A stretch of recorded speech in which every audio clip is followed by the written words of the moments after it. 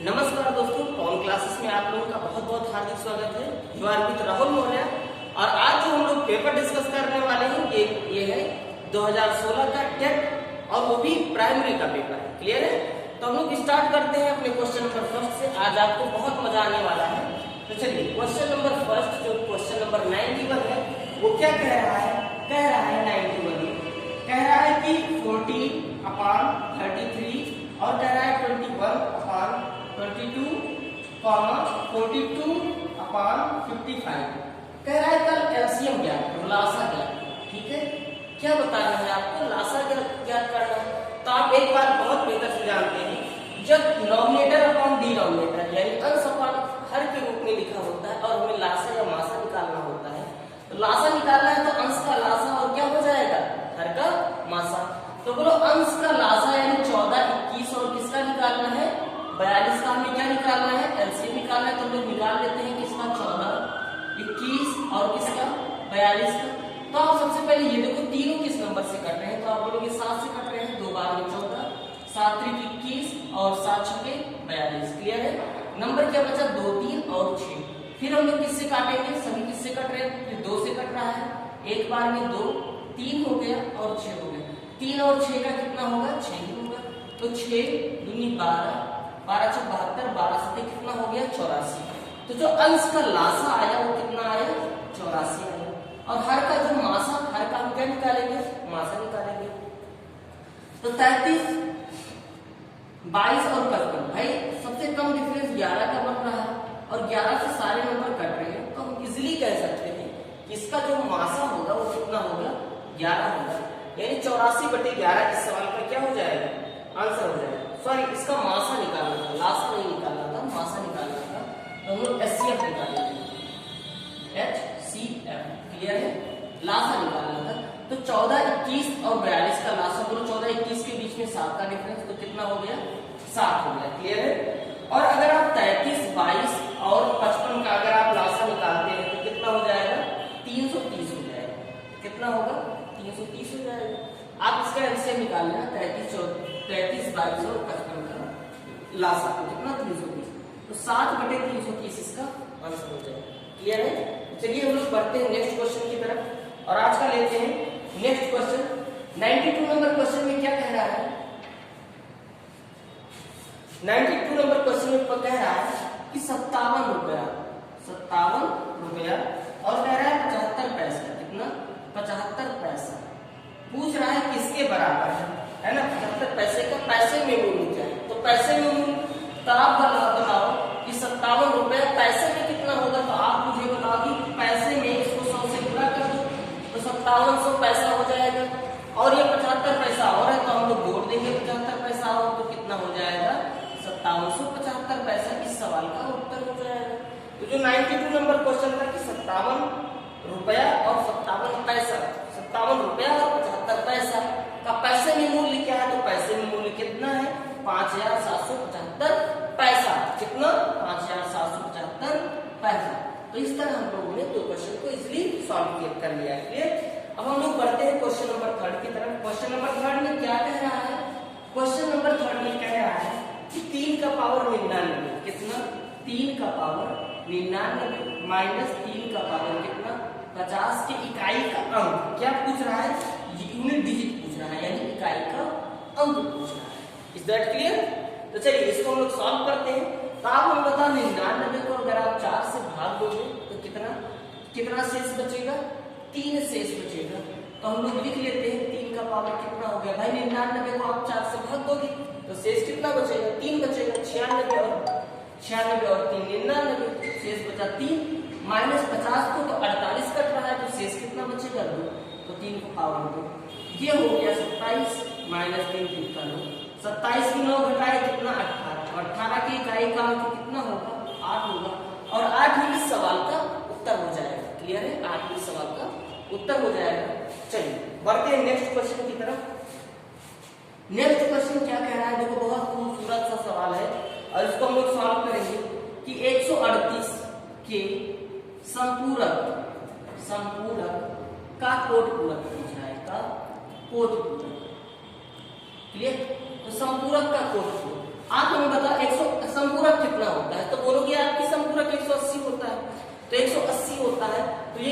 138 है, 138 का संपूरक कितना होगा? तो आप बताओगे कि सर ये तो 42 डिग्री होगा। क्लियर?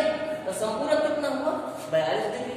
और इसका क्या पूछ रहा है? कोटपूरक। तो कोटपूरक कितना होता है? दो कोणों का योग 90 होना चाहिए। तो आप हमें बताओ 42 में कितना जोड़ दे कि 90 हो जाएगा। तो आप बताओगे कि सर इसमें अगर आप 48 जोड़ दो तो 90 पूरा हो जाए, यानी 42 का कोटपूरक कितना होगा? 48 हो गया। और 48 ही सवाल का उत्तर हो गया।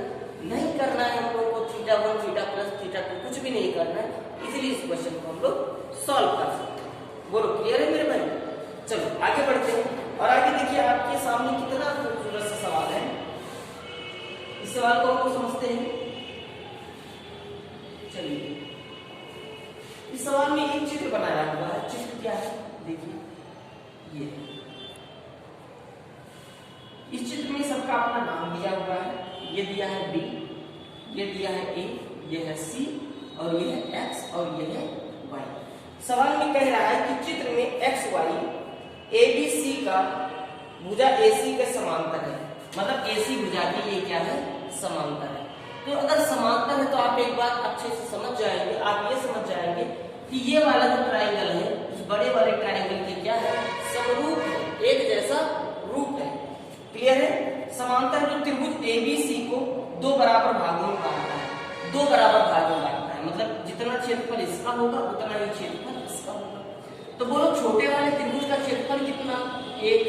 तो बड़े वाले त्रिभुज का क्षेत्रफल कितना? तो आप बोलोगे 2, यानी a x और y का a और b x y, ठीक है, और b a c का क्षेत्रफल कितना? 2। ये क्षेत्रफल का अनुपात है। तो भुजा का अनुपात क्या होगा? हम लोग क्या करते हैं? रूट लगा देते हैं, रूट लगा देते। ये भुजा का अनुपात मतलब छोटे वाले का 1 से अंडर रूट बाहर होगा तो कितना? 1 होगा, और बड़े वाले का कितना होगा? पूरे का कितना होगा? रूट 2 होगा। क्लियर हो गया? पूरे का रूट 2 हो गया। मतलब हम कह सकते हैं a से x तक की दूरी कितनी होगी? भाई रूट 2 में से 1 घटा दें तो कितना हो जाएगा? रूट 2 का वर्ग हो जाएगा। क्लियर हो गया? फिर कह रहा है ax और ab का अनुपात, यानी ax और ab का अनुपात। तो आपने यहाँ पर देख लिया क्या होगा? रूट 2 माइनस का 1 अनुपात क्या होगा? 1। अब ऑप्शन से इसको आपको मैच करना है। तो ऑप्शन में जो दिया था वो दिया है रूट 2 माइनस 2 रूट 1। क्लियर है? तो अगर हम लोग इसको रूट 2 से गुणा कर दें, किससे? रूट 2 से। भाई ऑप्शन से मैच कराना है, तो रूट 2 से इसको अगर गुणा करेंगे तो कितना हो जाएगा? 2 माइनस का ये कितना हो जाएगा? रूट का 2 अनुपात ये कितना हो जाएगा? रूट का। और इस तरह जब अगर हम लोग मैच करते हैं तो हम लोगों का जो आंसर सही होता है, तो हमारा आंसर कौन सा सही होता है? बी ऑप्शन सही हो जाता है। कौन सा? बी ऑप्शन सही हो जाता है। क्लियर? क्योंकि हम लोगों ने किससे गुणा किया था? रूट 2 से मल्टीप्लाई कर दिया था। क्लियर है? चलो आगे हम लोग बढ़ते हैं। नेक्स्ट क्वेश्चन क्या है? देखिए कितना खूबसूरत सा सवाल था, लेकिन आसान था। लोगों ने रूट देखकर ही पीछे हट गए थे। 2003 का प्रथम दिन कह रहा है बुधवार। 2003 का प्रथम दिन, प्रथम दिन मतलब क्या है? 1 जनवरी। कौन सा दिन था? बुधवार। क्लियर है? आपसे कह रहा है 2005 का अंतिम दिन। 2005 का अंतिम दिन मतलब 2005, और क्या कह रहा है? 31 दिसंबर। सवाल के कहने का जो शाब्दिक अर्थ है वो यही है। भाई 2005 का अंतिम दिन क्या होगा? आप बोलोगे ये सर 31 दिसंबर 2005 का अंतिम दिन क्या होगा? ये पूछ रहा है। तो हम कहें 2005 में निकालो, आप 2006 में आओ। किसमें आना है आपको? 2006 में। और 2006 का कौन सा निकालेंगे? 1 जनवरी निकालेंगे। सिर्फ इससे 1 दिन आगे बढ़े, सिर्फ 1 दिन आगे बढ़े, और कहां पर पहुंचे? 2006 में पहुंचे। तो हम लोग सेम डेट पर मूव कर रहे हैं, तो सेम डेट पर मूव करो। तो बोलो कितना साल आप आगे आए? तो 2003 से 6 तक आप कितना साल आगे? 3 साल आगे। कितना लीप ईयर पड़ा? तो आप बोलोगे 1 लीप ईयर पड़ा। क्या? एक लीप ईयर से 2004 1 लीप ईयर पड़ा। तो कितना दिन आगे जाना पड़ेगा? 3 और 1 4 दिन आगे जाना पड़ेगा। तो हम लोग इस डेट की तारीख को निकाल लेंगे। तो 4 दिन आगे जाते हैं। बुधवार से आगे बृहस्पति, शुक्र, शनि और क्या? रविवार। तो इस दिन जो दिन था वो क्या था? रविवार था। तो इस दिन कौन सा दिन होगा? 1 दिन पहले आना है। तो आप बोलोगे कि सर ये शनिवार होगा, और यही इस सवाल का क्या हो जाएगा? आंसर हो जाएगा। हम लोगों ने आंसर से मैच कर लिया। जो 96 का 4th नंबर ऑप्शन शनिवार है, यही इसका सही आंसर होगा। चलो मेरे भाई लोग आगे हम लोग बढ़ते हैं, नेक्स्ट क्वेश्चन पर बढ़ते हैं। और नेक्स्ट क्वेश्चन कितना बेहतरीन सा सवाल दिया है भाई। 2016 में 2-4 सवाल ऐसे आए थे जो वास्तव में बहुत अच्छे थे, बहुत खूबसूरत डिजाइन किया गया था। कह रहा है एक त्रिभुज की भुजाएं 35 है, एक ट्रायंगल हम लोग बना लेते हैं। एक भुजा उसकी कह रहा है कि 35 है, दूसरा भुजा कह रहा है कितना है, दूसरा भुजा 54 है और तीसरा भुजा कह रहा है 61 है। इस पर डाले गए सबसे बड़े शीर्ष लंब की लंबाई, ठीक है, एल्टीट्यूड की लेंथ फाइंड करनी है, जो सबसे बड़ा हो, सबसे लंबा हो। तो सबसे बड़ा जो लंब पड़ता है वो हमेशा सबसे छोटी भुजा पर पड़ता है। याद रखना, जो सबसे बड़ा लंब पड़ता है सबसे छोटी भुजा पर पड़ता है, और जो सबसे छोटा लंब पड़ता है वो सबसे बड़ी भुजा पर पड़ता है। तो हम लोग डाल देते हैं एक लंब, ये क्लियर है। हमें इसकी लंबाई फाइंड करनी है x। तो त्रिभुज का सूत्र आप जानते हैं, फार्मूला क्षेत्रफल का क्या होता है 1/2, आधार बोले तो कितना 35, और ऊंचाई बोले तो लंब की लंबाई क्या होती है, ऊंचाई होती है, क्लियर। जो लंब की लंबाई होती है वही त्रिभुज की ऊंचाई होती है। तो ऊंचाई कितना हो गया मेरे लाल, x हो गया, क्लियर है। अब बराबर ये त्रिभुज का क्षेत्रफल है और एक त्रिभुज का क्षेत्रफल तो आप ये भी जानते हैं, √s, s माइनस का a, s माइनस का b, s माइनस का c, क्लियर। जानते हैं कि नहीं जानते इस चीज को। ये भी त्रिभुज का क्षेत्रफल है, ये भी त्रिभुज का क्षेत्रफल, तो आपस में बराबर होंगे तो हम लोग क्या करेंगे, बराबर करते हैं। हमें s फाइंड करना है, तो s कैसे फाइंड करते हैं, तीनों भुजाओं का योग बटे 2। तो तीनों भुजाओं को जोड़ लेते हैं, s क्या हो जाएगा, s होगा 35, 54 और 61 को जोड़ दो 5, 4, 9 और 1 10 का कितना 0, क्लियर। 3, 5, 8, 8 और 6 14 और 1 कितना हो गया 15। 150/2 का क्या मतलब हो गया 75 हो गया, क्लियर है। अब s का मतलब कितना हो गया, s का मतलब हो गया 75, और s माइनस a का मतलब क्या हो गया कि 75 में से किसी एक भुजा को घटा दो। तो हम लोग 75 में से अगर 35 को घटा देते हैं, 75 माइनस 35 तो कितना हो जाएगा मेरे लाल 40 हो जाएगा, क्लियर। फिर कह रहा है s माइनस b, तो s बोले 75 में से हम लोग किसको घटाएंगे, 54 को घटाएंगे। तो 75 में से हम लोग 54 को घटा लेते हैं, 5 में से 4 गया 1 हो जाएगा, और 7 में से 5 गया कितना हो जाएगा 2 हो जाएगा। ये कितना हो गया 21 हो गया। s माइनस c यानी 75 में से तीसरी भुजा 61 को घटाएंगे, तो 61 को घटाएंगे तो 10 और 4 कितना हो जाएगा 14 हो जाएगा, क्लियर। देखो तीनों को हमने फाइंड करना है। अब इसके आपको अगर इसको रूट से बाहर निकालना है तो आपको एक काम करना पड़ेगा कि इसके यहीं पर क्या करते हैं, गुणनखंड करना है ना। तो गुणनखंड कैसे, जैसे यहाँ पर हम गुणा करते हैं तो 25 3 75, क्लियर।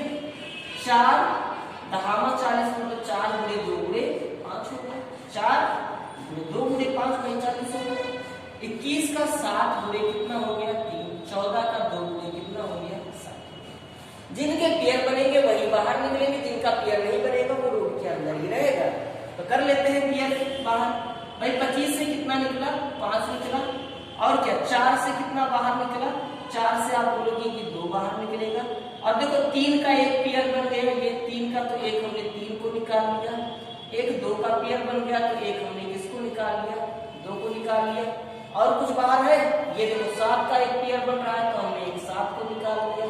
अंदर क्या बच गया मेरे लाल, अंदर एक √5 जिसका पेयर नहीं बन रहा है तो उसे √5 के अंदर रहने दो। ये क्या था 1/2 35 और गुणे क्या जो शीर्ष लंब थी उसको x माना था। तो काट लेते हैं, 5 सते 35 से 35 काटते हैं, क्लियर है। 2 उधर जाएगा तो गुणा हो जाएगा, तो गुणा हो जाएगा 2 3 6, 6 दूनी 12, 12 दूना कितना हो जाएगा 24 हो जाएगा, और ये √5 लगा रहेगा। तो मेरे लाल x का आंसर क्या आ गया, x का आंसर कितना आया 24√5। यानी ये जो सबसे बड़ी शीर्ष लंब है वो कितनी होगी 24√5 होगी। और यही इस सवाल का उत्तर होगा जो आपके ऑप्शन नंबर 3 में पड़ा हुआ है। किसमें, 3rd ऑप्शन में पड़ा हुआ है 24√5। मेरे लाल एक बात और ध्यान दो कि अगर इसने कहा है सबसे बड़ा शीर्ष लंब तो हम लोगों ने किस पर निकाला, सबसे छोटी भुजा पर निकाला। और कहता है कि सबसे छोटा शीर्ष लंब, तो हम लोग क्या करते सबसे बड़ी भुजा पर निकालते। मतलब 35 की जगह बस हमें 61 कर देना था तो क्या हो जाता, सबसे छोटा शीर्ष लंब हो जाता। Is that clear. बढ़ते हैं नेक्स्ट क्वेश्चन पर। देखो मेरे नाम नेक्स्ट क्वेश्चन हर बार आता है, हर टेट के पेपर में आता है और आपको जानना जरूरी है क्योंकि ये सवाल 1 नंबर देकर ही जाता है।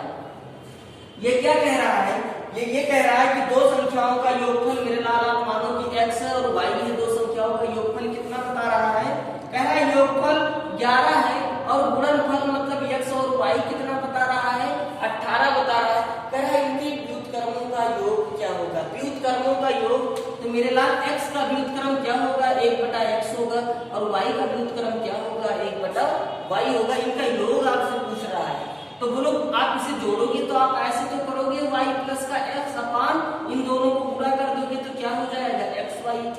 x प्लस y का वैल्यू कितना है, 11 है और x और y का वैल्यू कितना है, 18 है, तो 11/18 इसका क्या होगा, आंसर हो जाएगा।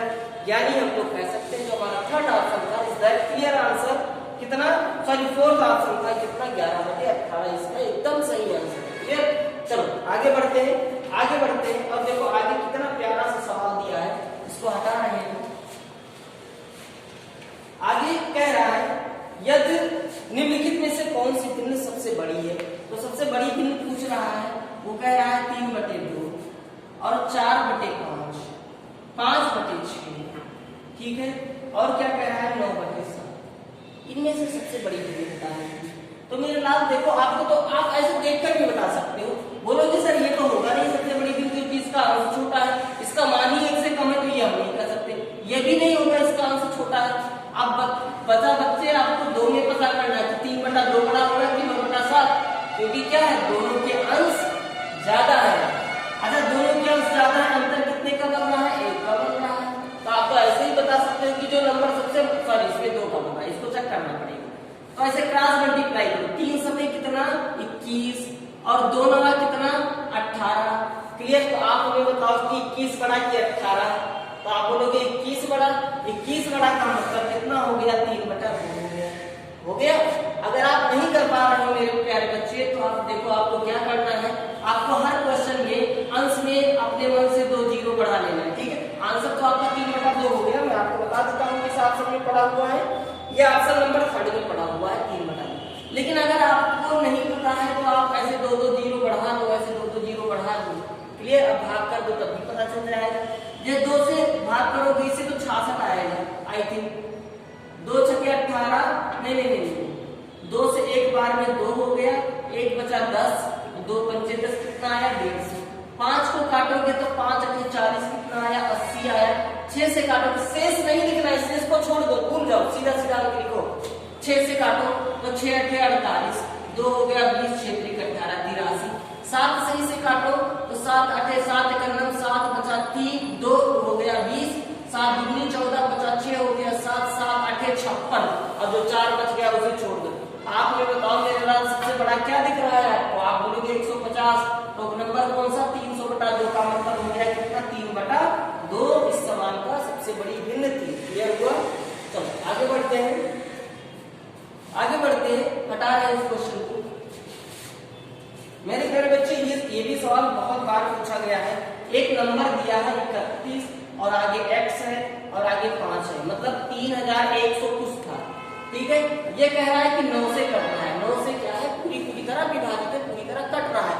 आपको बताना था कि मेरे लाल यहाँ पर कौन सा नंबर होगा।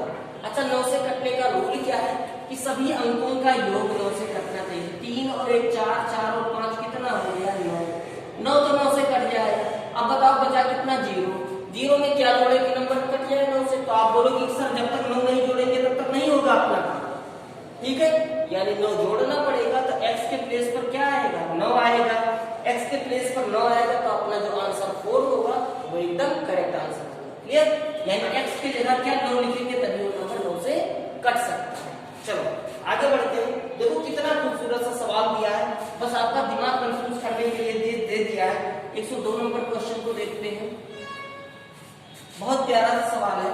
देखो 1/3 है और इसका पावर -1 दे दिया है, क्लियर, और फिर माइनस लगाया है, 1/4 दिया है। वो केवल ये देखना चाह रहा है कि आप क्या घातांककर्णी के नियम को जानते हैं कि नहीं जानते हैं, ठीक है। -1 दे दिया है, फिर उसके बाद में क्या करता है, उसके बाद में पूरे का पावर क्या कर देता है -1 कर देता है। देखो बहुत मजा आएगा, हम कह रहे हैं जब माइनस का 1 है तो इसे आप तुरंत बनाओ प्लस का 1, बिना सोचे समझे प्लस का 1 करो और अंश को हर को अंश कर दो, उलट दो, यही पर अड़ला कर दो। 1/3 था, 3/1 का मतलब क्या होगा 3 हो गया। क्लियर? यहाँ पर क्या हो गया, -1 था, इसको प्लस करो और अंश को ऊपर कर दो, अंश को नीचे कर दो, हर को ऊपर कर दो, तो 4 हमारा ऊपर चला गया मेरे लाल। तो ये क्या हो गया 4 का पावर 1। अब हमें बताओ पावर 1 से कोई फर्क पड़ता है? नहीं पड़ता है। तो आप ऐसे आता है तो देखो कितना मजा आएगा, आप ऐसे चुटकियों में सॉल्व कर दोगे। 3 में से 4 जाएगा तो आप बोलोगे कि माइनस का 1 होगा और इसका भी पावर कितना है, माइनस का 1 है। फिर कह रहा है कि अंश को हर को अंश करो, भाई इसको प्लस कर दो, बटे में एक को ऊपर ले जाओ कोई फर्क ही नहीं पड़ेगा। तो मतलब क्या हो गया, -1 इस सवाल का आंसर हो गया। तो -1 इस सवाल का आंसर हो गया। तो हम कह सकते हैं इसका जो पहला ऑप्शन था वही -1 इस सवाल का सही आंसर है। घातांक पढ़ी तो ऐसे में आपको बता दूंगा कि आप ऐसे देखते देखते चुटकियों में सॉल्व कर दोगे, कितना भी हार्ड सवाल होगा। चलो हटा रहे हैं। कह रहा है वर्ग गिनो, वर्ग बताओ कितने वर्ग। ये देखो ये सवाल है, 103 नंबर सवाल दे रहा है। ये क्या देखिए, ये दे रहा है ऐसे इसने वर्ग बना दिया है, 3 खाने इधर कर दिए और 3 ही खाने इधर कर दिए। बोल रहा है कितने वर्ग हैं। तो वर्ग गिनने का तरीका होता है, वो ट्रिक जो बताते हैं वो हर जगह नहीं काम करता है। पहले गिनो की जो सिंगल सिंगल बन रहे हैं वो कितने वर्ग हैं। तो 1, 2, 3 ऐसे कितने बन रहे हैं जो एक सिंगल खाने के बन रहे हैं, सिंगल खाने के बन रहे हैं, सिंपल ये है। तो कोई नहीं, फोन में कट कर देते हैं, कंपनी वाले तो बेवजह परेशान करते रहते हैं। क्लियर? कितने सिंगल वाले 2 बन रहे हैं। आप देखो 2 वाले तो 2 से तो वर्ग बनेगा ही नहीं, कम से कम आपको क्या 3 से भी नहीं बनेगा वर्ग, तो आपको 4 पकड़ना पड़ेगा। तो 1 बन रहा है, ये देखो 4 खाने का 1 बन रहा है, फिर ये 2 बन रहा है, 2 बन गया, फिर ये 3 बन रहा है और फिर ये 4 बन रहा है। तो 4 खाने के कितने बन रहे हैं, 4 बन रहे हैं। और मेरे लाल ये बड़ा वाला बन रहा है मेरे बच्चे, एक बड़ा वाला बन रहा है। तो कितने का है, 9 का है, 9 का 1 बन रहा है। तो 9, 4, 13 और 1 कितना वर्ग बना, 14 वर्ग बनेगा। क्लियर है? 14 वर्ग बनेगा। तो हम कह सकते हैं कि जो 103 है उसके चौथे ऑप्शन में पड़ा हुआ है कितना, 14 वर्ग। और यही इस सवाल का उत्तर होगा। तो गिन लेना आप लोग, 14 वर्ग होगा। तरीका मैंने आपको बता दिया है। क्लियर है? डिटेल में जानने के लिए आप हमारे चैनल पवन क्लासेस को सब्सक्राइब करें। यहाँ पर मैं मैथ पढ़ाता हूँ और आपको बहुत मजा आएगा। ठीक है? हर चैप्टर की आपको बेहतरीन सॉल्यूशन, बेहतरीन तरीके सब कुछ मिलेंगे। क्लियर है? चलो आगे देखते हैं। आगे थोड़ा सा एक क्वेश्चन दिया है, क्या दिया है, गणित सार संग्रह के लेखक कौन थे। इसके गणित सार संग्रह। तो भाई आप